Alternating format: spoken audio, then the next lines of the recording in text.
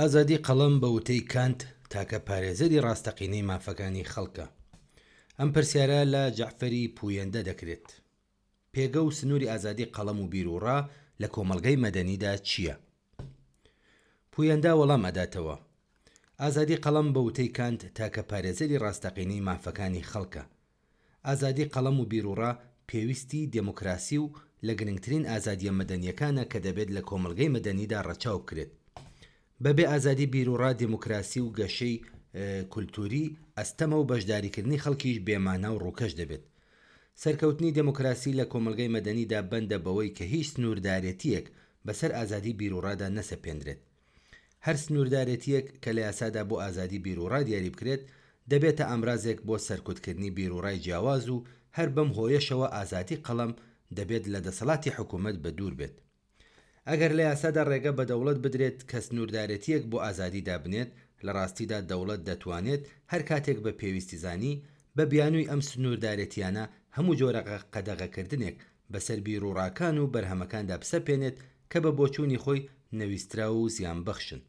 کەواتە ئازادی بیرروڕا و گزارشکردن و بڵاوکردنەوە لە کۆمەڵگەی مەدەنی بنیادنرا و لەسەر دموکراسی نابێت سنووردار، کوددار و مەرجدار بێت.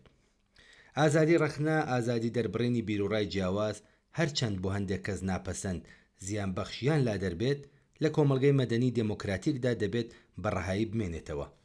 ڕەهایی و بێسنووری ئازادی بیرروڕا لە پێداویستیەکانی کردەیی بەشداری خەڵک لە کاروباری کۆمەڵایەتی و پێویستیەکانی داهێنان و بەرزکردنەوەی ئاستی کەلتوریەوە سەرچاوە دەگرێت.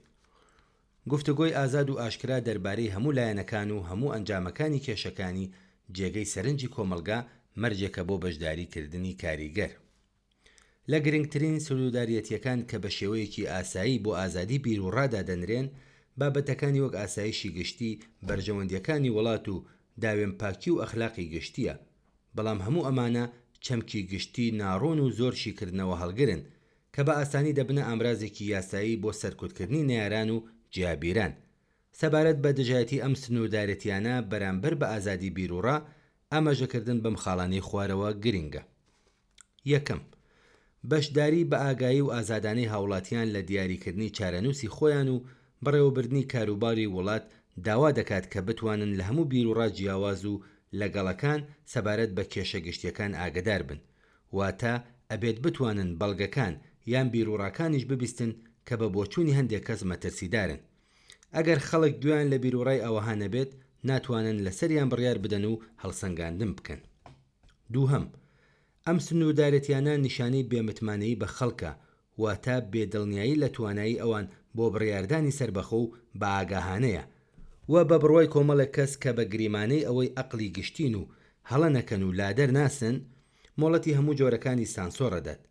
لە پشەم سنووردارەتیانەوە ئەم بیرۆکە هەڵەیە شاراوەتەوە کە خاوەن بیرروڕا و کەسانی کەلتوری، کەسانی خراپەکار و چەوتن و پێویستیان بە کۆمەڵێک ڕێنیشاندەرە تا ئەوان لە شەڕی بیرروڕا و بەرهەمە مەترسیدارەکان ڕزگاریان بکەن.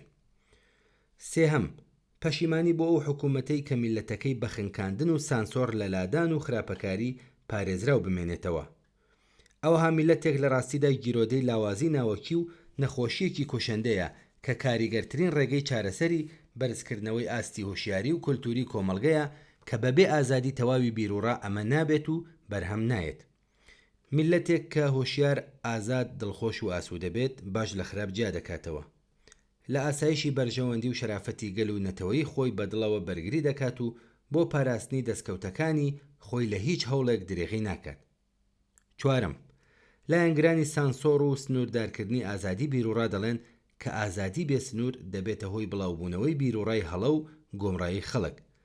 ئەم مەترسیە هەمیشە لەگەڵ دموکراسیە، بەڵام لەبەر ئەوەی کە خاڵە لاوازەکان و لادانەکانی نێو کۆمەلگا ئاشکرا دەکات و یارمەتی چارەسەرکردنیان دەدات کە ئەویش بەندە بە بەرزکردنەوەی ئاستی هۆشیاری خەڵکەوە گرنگە. ئەگەر خەڵک ئەگەری لادانیان هەبێت، تەنها ڕێگەی ڕاست گفتوگۆ و زیاتر زانابوون و هۆشیارکردنەوەی بەرینترە، نەک بێدەنگی زۆرە ملێ. خەڵک لەبەر ڕۆشنایی ئازادی بیرروڕادا لە هەڵەکان و کەموکورتیەکانی خۆشیان ئاگدار دەبنەوە و پەندی لێوەرەگرن و بە هۆشیارەوە چارەسەریان دەکەن.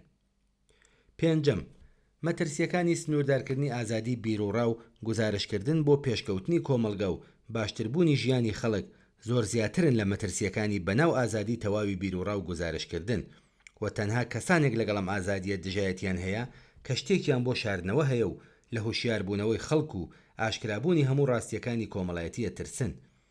لە درێژەخایەن و کورتخایەندا هیچ شتێک باشتر لە بیستنی ڕەخنە و هەڵسەنگاندنی بەڵکەگانی دوژمنانی ئازادی، یەکسانی و دادپەروەری کۆمەڵایەتی ناتوانێت ئازادی، یەکسانی و دادپەروەرایەتی کۆمەڵایەتی بەهێز بکات و بەرژەوەندی خەڵک دابین بکات.